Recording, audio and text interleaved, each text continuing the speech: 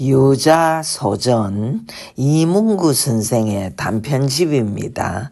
유자는 작가의 친구 유재필을 일컫는 말인데 단편집 속에는 변사또의 양력, 명천유사, 강동만필, 장곡리, 고염나무, 인생은 즐겁게, 달빛의 길을 물어, 그리고 기타 여러분 등 제목부터 만만한 이웃처럼 느껴지는 단편들이 여러 편 실려 있습니다.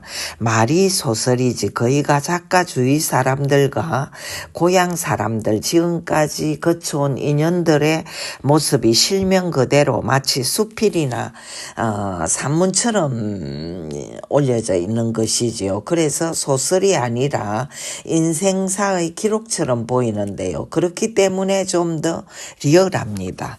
이문구 선생은 1942년생 충청도 보령 출신입니다. 그분의 양력을 접하노라면 평정심을 유지하기가 쉽지 않습니다.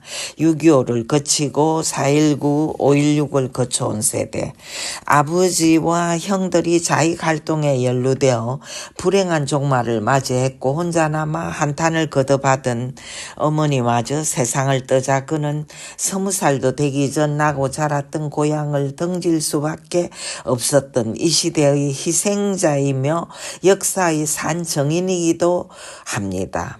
의지할 피부치 하나 없는 객지생활, 각박하고 메마르기 그지없는 서울 생활을 하면서 그는 일용직을 했고 도시천민이 되어갈 수밖에 없었습니다. 그런데도 밤새워 공부해가며 검정고시를 쳤고 마침내 서랍을 예대 문예창작가를 나와 소설을 씁니다.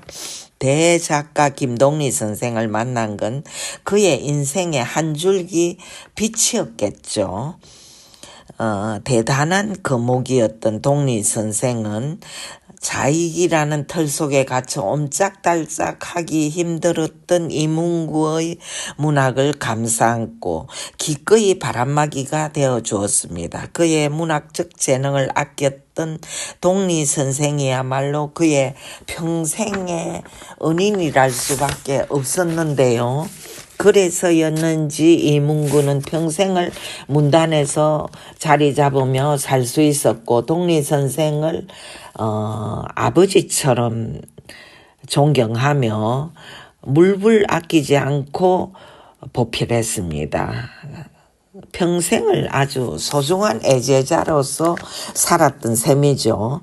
유자소전에 이런 얘기는 물론 나오지 않습니다. 그에 대한 평가는 여러 매체에서 나오지만 또 자신의 다른 소설책에서도 드러나옵니다.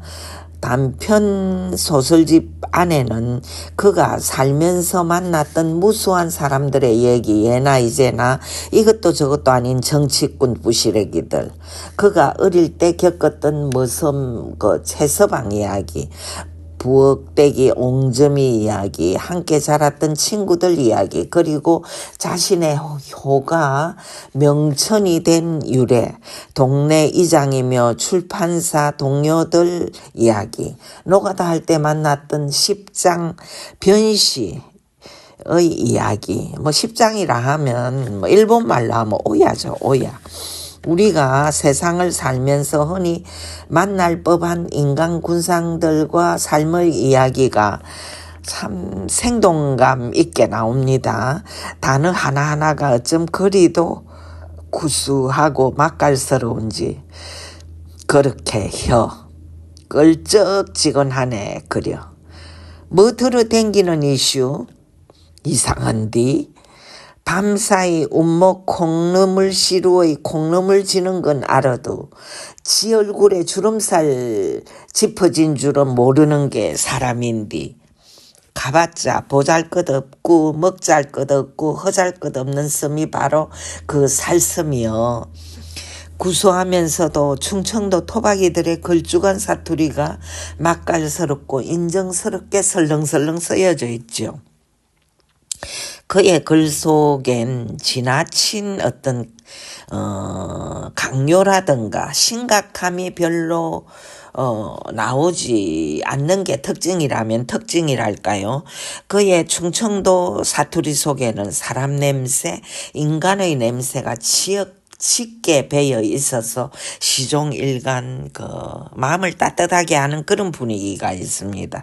누구 말 맞다나 구름에 달 가듯이 세상 만사를 참 유연하고 자연스러운 시선으로 바라본 작가였다고나 할까요?